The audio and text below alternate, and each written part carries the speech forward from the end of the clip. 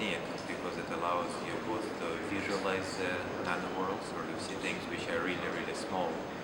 And then you get to probe it, so figure out if it is hard or soft, if it is biased, if it responds to electric fields or it's not. You get to manipulate it. I mean, your toy box cannot become any better. So it makes sense to look at the history of the scanning probe and the factors that enabled the meteoric rise. So in the very beginning, the SPM was directly connected to a plotter, and that was not a very sophisticated way to work with the information. But the real development of SPM started with the development of the computational computers to control, store, and work with the data.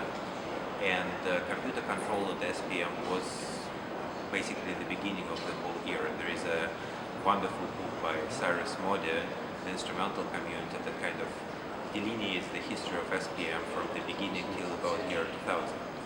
So what I think has changed since then is that we no longer are limited to some set physical models that we use to process data.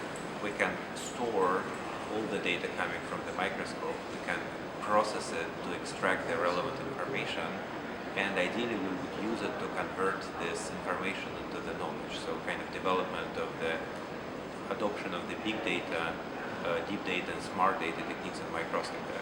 So I think that this is very exciting opportunities. There are already communities that do that. For example, the high energy physics or astronomy, they already cross this barrier. But for SPM and imaging in general, this is something in the future. And I think it is going to happen in the next 5 years, and it will be very, very exciting.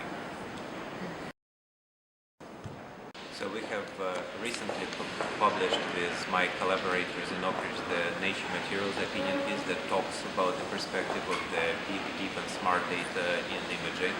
And it is reasonably general, so it applies for SPM, but it's probably even more relevant to the electron microscopy.